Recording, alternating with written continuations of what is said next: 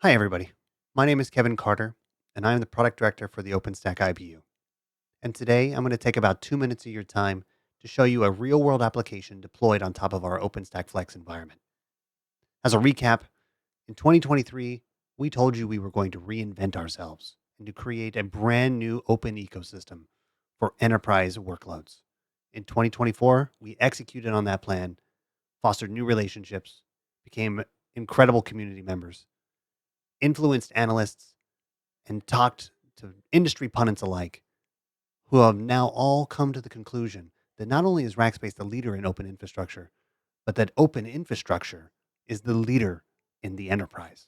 The culmination of all of that is bringing us to the point now in 2025 where we are poised to displace giants and execute on our grand plan to take our seat at the head of the open cloud.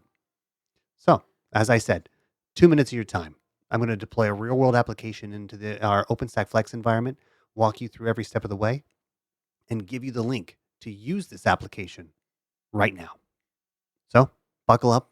It's about to get a little bit nerdy, but it'll be fun. Like all good journeys here at Rackspace, we start at the portal, portal.rackspace.com.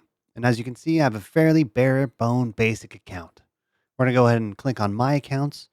And from here, we will reveal that the fact that I have an OpenStack Flex account type. If I click on it, it'll reveal even more information about my account. We're going to use the domain name, my username, and the API key to log into the account and get access to the information and resources. For a full featured rundown on everything that we're doing within our documentation, the link is right there. Customers know how to interact with our platform and portal, and we're even teaching them how to use the CLI and run API interactions if they want it. But back to the portal, we're going to use this information and we're going to log in. So as you can see, I'm here at the portal. I'm going to log in. Username, Rackspace Cloud domain, and then I'm going to paste my API key in. And for an overview of the application that we're going to deploy Gisty. Gisty is a Swift application that uses the OpenStack APIs to store objects into our object store that's running Swift. So a bit cheeky, little play on words, but anyways, it's basically a paste bin. Fairly simple application, but a great example of what is possible in OpenStack. So again, this is a custom built application, very similar to like what our customers would be using.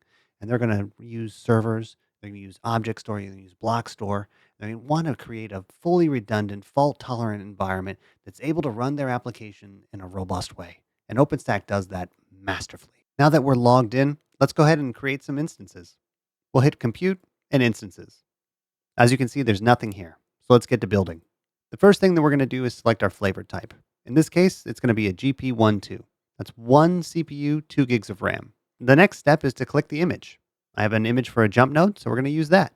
On the bottom here, we can select our storage options. I've got a couple different storage types I can choose from, but for a jump node, I don't really need anything special, so we're going to click no system disk and just kind of let it run local. As for the network, we're going to click the application network. And then for the security groups, we're going to click default. Now for the key, we're going to use a Windows key. And just to show you how easy this is, I'm using a Windows system to bootstrap the environment. So this is jump 0. Let's go get our key. Here's our key. So I'll go ahead and copy and paste it. We'll pop back into the browser and create a brand new key pair. We'll call it Windows. And we'll import what we copied. Et voila, I have a Windows key. From there, we're going to go ahead and hit confirm. As you can see, everything is ready. I've got my jump node. I got my flavor selected. I know the project I'm operating in. I can see my security groups.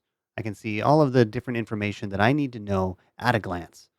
We'll go ahead and hit confirm and let that build. The next step is to build the application node. So the same process. We're going to go into and select a brand new flavor. This flavor is going to have a little more horsepower. 2 CPUs, 6 gigs of RAM. This is a very simplified instance, very simplified application, but I'm going to choose the right flavor for the right job. Again, I've got instant snapshots, so I'll go ahead and click on our app node. But for this node, I'm going to click performance storage. And the reason for that is because I want this node to be robust. I need it to be encrypted. I need it to have a robust storage policy in play, and I need it to be HA. So not only will this application be fault tolerant, but it'll also be highly available. So we're going to go ahead and click the performance storage option and click next. select the application network, and we select the default security group. We've already created our Windows key pair, so we'll just go ahead and use that, and we'll call this node app0. Again, we can confirm everything that we need to know. And as you can see, we're going to be using a performance disk. Our jump node is online, and our app node is in a build state. To peer a little bit behind the scenes, we can see that I've got a brand new volume available and being created. If we look at the network, we can see all of our ports, what's running. We can look at the network itself. We can look at the security groups, certificate management, etc.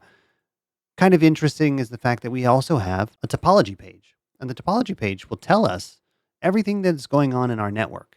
So again, we've got our router, we've got our jump node, and we've got our application node. And the application node is still under construction, so it's red and not connected to our overall network. So let's go ahead and associate our floating IP address to the jump node. To do that, we're going to go ahead and just highlight over more. We'll click associated floating IP. We'll click the IP address of the node itself and the IP we want to use. We'll hit OK. And within a couple of seconds, that IP address will be associated to our jump node. So now that we have a floating IP address and it's publicly accessible, let's go ahead and log into it. This is a Debian box, so we'll use the Debian user with our floating IP address. And there we go. We have our virtual machine and we're logged in. We are running KVM. And what we're doing is we have built our next generation cloud, our OpenStack Flex environment, on incredible hardware provided by Dell. And that hardware is giving customers best of breed performance in a virtualized environment. All right, so let's get our application functional. To do that, we're going to set up Nginx on our jump node as a reverse proxy, which is going to use our floating IP address to ensure that we have access to everything that we're running on the back end. So to do that, we're going to go ahead and run sudo vi etc nginx sites available Gisty. We're going to go ahead and set our server here. We're going to copy and paste the IP address of the internal network of our instance. So let's bounce back over into our browser, copy this, pop back into our terminal, and we'll set this to port 8080. All right, so let's test our config. We're going to go ahead and run sudo nginx.t, and everything that we have done in our configuration file is good to go. So let's go ahead and start it. We're in system control, restart nginx. And now let's check the status. We're good to go. At this point, if we ping our application, it should be responding. And if we curl it, we get a 301. So let's pop over into our browser and see if it is actually working. Here's the application that we deployed. And we'll go to gisty.link. And there we go. Application is online and operational. If we click the About page, we scroll to the bottom, we can see real-time information that is being provided to us by the OpenStack API. So we know everything is operational, it's running, and it's working. And just like that, we have a fully featured, redundant application that's able to run all of our workloads. All of this was done using the web UI on a Windows platform, just to highlight how simple it is to do advanced infrastructure functionality with OpenStack. The new capabilities that we have built are making it simple for customers to consume incredible applications and build incredible systems with ease. I hope you enjoyed this demonstration of OpenStack, a quick 2-3 minute demonstration of running an application, looking a little bit behind the scenes, and showing you the process of logging into OpenStack Flex. This functionality is not unique. All of our product segments can benefit from these technologies, and they're available now. So what are you waiting for? It's time to displace giants.